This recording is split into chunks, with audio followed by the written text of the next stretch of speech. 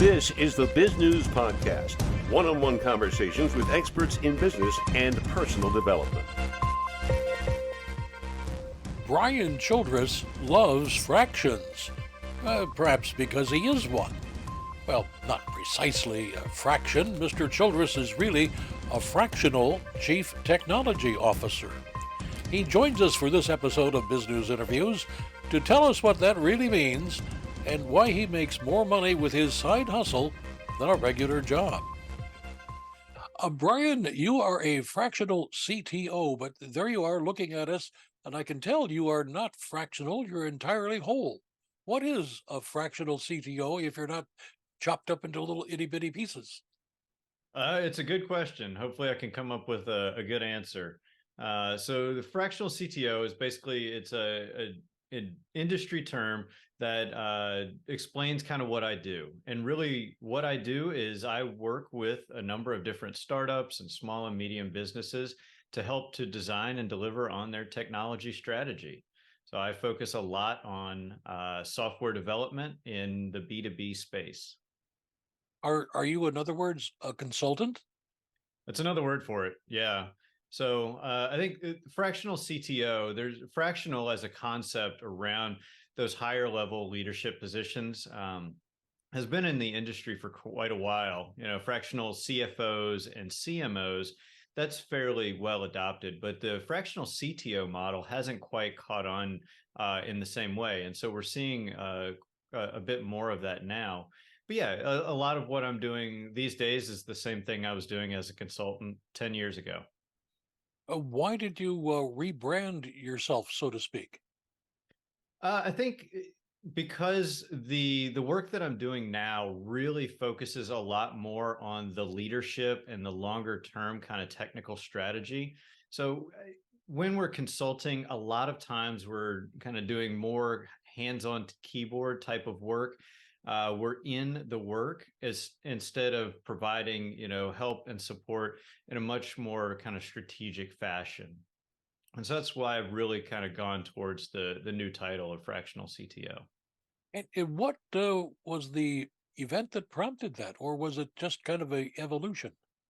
I think it was an evolution for me. So, I've been either moonlighting or full-time entrepreneur for a good bit of my career.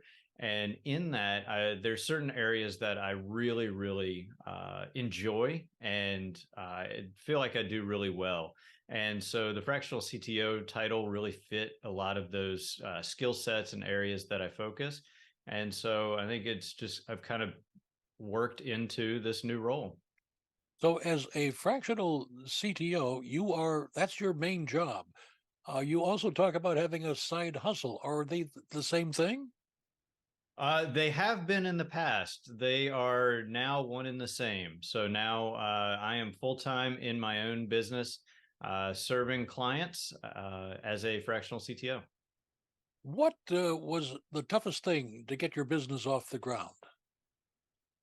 I think for me, it's been a lot around kind of time management and prioritization, because as I started my business, I've been working full time throughout that entire time period. And, I needed to be able to both do a great job there at the full-time job, but also focus on all the skills that were required to build a business. And a lot of those skills were pretty unfamiliar to me, registering a business and dealing with taxes and bank accounts and hiring contractors. And a lot of these types of things, aren't something that I was doing necessarily day to day. So I had to learn those. And I needed to be able to manage my time so that I made sure that my priorities kind of stayed in line and I didn't overwork myself because I was building a business alongside an existing full-time job. One of the things a lot of solo entrepreneurs or those with very small companies tell us is that they have to be doing two things simultaneously that are absolutely critical. One is the job, and two is finding new business. How do you balance those two things? I don't know if I've quite struck a good balance yet. So, I do try to employ a very strict time box strategy where I can isolate the kind of the working on the business type of work. And so that's my marketing and my sales and lead generation. And then there's the work in the business. And I do try and separate those. And for me, what I've really focused a lot on in probably the last 2 years is when am I able to best accomplish each one of those tasks, and making sure that I'm aligning, my energy and kind of where I am in, my mental capacity with the task that makes the most sense. So that I'm not like forcing the work when it doesn't make sense or I'm not excited about it and I'm not going to do my best work. When somebody picks up the phone and calls you, Brian, what is there a constant theme to their needs that you have seen over the years, or is everybody totally different? Uh, Fortunately or unfortunately, there is a pretty common theme. So I work in the software space, typically with companies that are building B2B software. And unfortunately, the common theme is that a lot of companies either don't have good technical guidance internally, or they've received bad technical guidance in the past. And so a lot of times this looks like they've maybe hired a freelancer or a development agency to build out their platform, and it wasn't the right solution. It either was too expensive, too cumbersome, didn't actually address customer needs. And so a lot of times when I come into an organization, it's to, kind of turn around that ship and get the business back going in the right direction. So typically, a lot of the work that I do is to simplify what has been built and kind of make sense of things so that we can start moving in the right direction. It sounds like you have to untangle a fishing reel that has been badly snagged. That's a great analogy. It really is. So that's a lot of what I do. I end up kind of coming in, figuring out what has been done, and unfortunately, unwinding anywhere 50 to 80% of it at times. And then you have to essentially help them rebuild that 50 to 80%, correct? That's exactly right. Yeah. In terms of leadership skills development, what do you do? I try and I read a lot. So I really try and consume a lot of content. For me, that's in audiobooks and podcasts and recorded videos, conference talks, that sort of thing. And then I also really try and push my own comfort level and find opportunities to lead in different scenarios. So even if I'm not necessarily the leader in the front of the room, kind of dictating what's going on, I try and find ways to really push myself in those leadership capacities. So this may be working with someone that has more experience than me or less experience than me in certain areas, and really trying to find ways that I can help in their journey and providing great insight while learning for myself.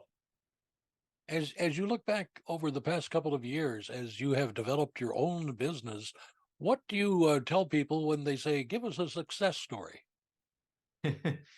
I think there's quite a few, but one that really kind of comes to mind. So I was brought into a project the beginning of this year, and it was a very much kind of the story of a company had received some less than ideal technical guidance and had followed that technical guidance to a T, and unfortunately it led them in a very bad direction. And so when I joined the project, they were, I don't know, 3, maybe 4 weeks behind their final delivery date. So they were very behind schedule. Kind of nothing was working end to end. There was a lot of confusion and a bit of tension among the team. And so when I joined, I kind of came in. And to add on to that, the deadline that had been passed, it was an immovable deadline. So a lot of times in software, we kind of make up these deadlines like this is our goal. This one in particular had an immovable deadline. So if we missed the deadline, we were just kind of toast. And so when I came in, I very quickly, I kind of knew the pressure on the team and the need to deliver. And so I got right to work. And within a day or so, had completely, kind of that 50 to 80%. That was definitely towards the 80% of what we removed to get things working. pulled everything out, kind of got the team aligned around a new vision, and we were able to start kind of rowing in the right direction, if you will, within a couple days. And then from there, we were able to add on additional teammates, really start to scale the application that the team had been working for 6 months or more on, but just wasn't seeing the traction that they needed to see. So when I joined, we kind of turned the ship around, got everything moving in the right direction. And ultimately, the client was happy. We were able to deliver, and really things went really well after that. But there was definitely a lot of tension and stress during that period of time. So, I think for me, I really tried to support the work that had been done and the team that was continuing to kind of put in those long hours. I don't want to take business away from you, but why on earth do companies get into these binds? Sure, they're not run by dunderheads. They're smart people running these companies. How do they make these stupid mistakes? There are a lot of smart people. I think unfortunately, technology is a bit of a black box. It's a very mysterious thing for folks that don't necessarily have a technical background. And, to be honest, a lot of the business partners that I have could have a technical background, but they may have other competing demands. They're trying to continue to grow the business or win new contracts or scale the team. And so they kind of lose sight of the technology itself. And so I think, unfortunately, these things kind of get away from us. And if they don't have somebody in that technical seat kind of steering the ship in the right direction, then unfortunately, because it's a bit of a mystery, then we kind of just follow whatever guidance we get. And unfortunately, it's not always the best guidance. So. What do you tell your clients as you have finished up the project and you're headed out to find the airport again? I want my clients to always feel comfortable that they can reach out to me anytime, that I am there to help and support their project. It's kind of funny. I worked on delivering a project maybe 7 years ago. It was a really, really fun project to work on. Worked, a distributed team at the time, and maybe a couple weeks ago they came back to me and said, "Hey, can you help us out, because we've gotten ourselves into this pickle, and because we're part of that original team that built out the platform. Can you give us a hand?"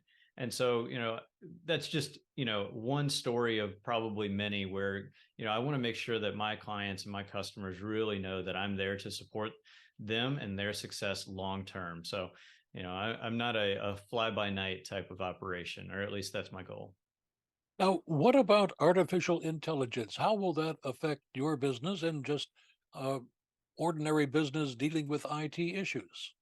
I think it's really, really impactful. A lot of times we're hearing it kind of compared to mobile coming out, or even, depends who you listen to, maybe even the advent of the internet.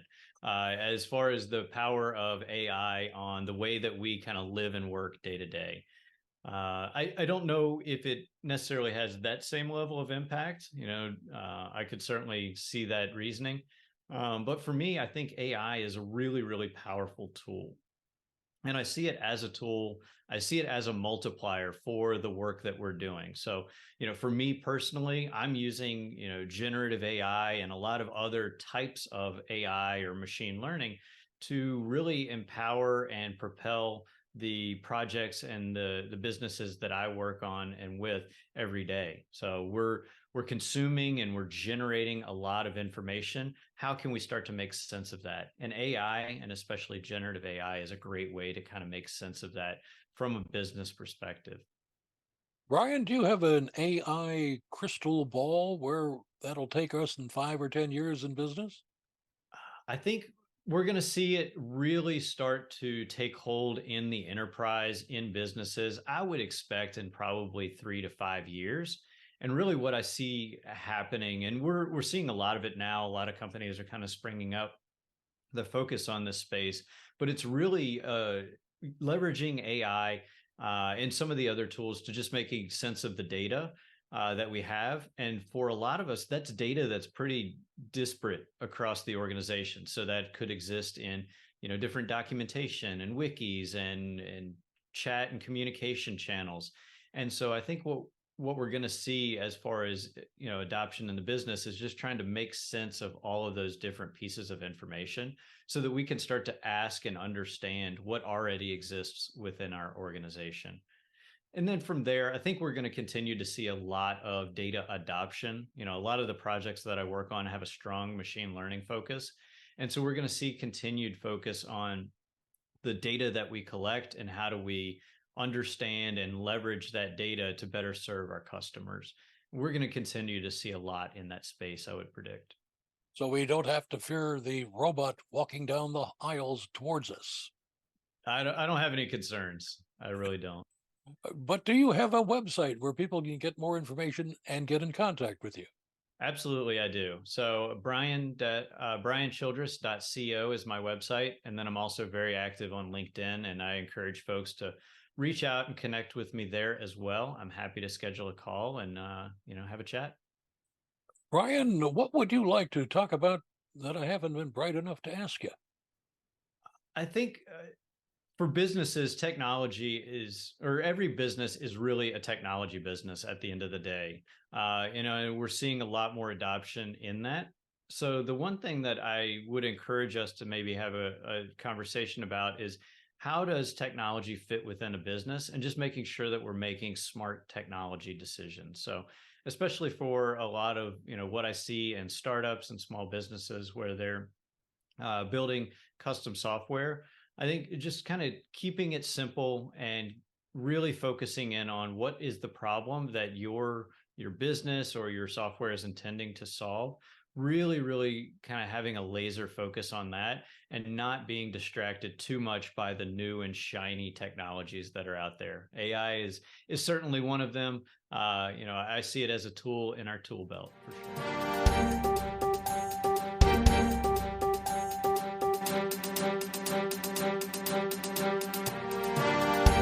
You've been listening to the Biz News Podcast. We welcome your input. Send your email to editor@bizgnus.com.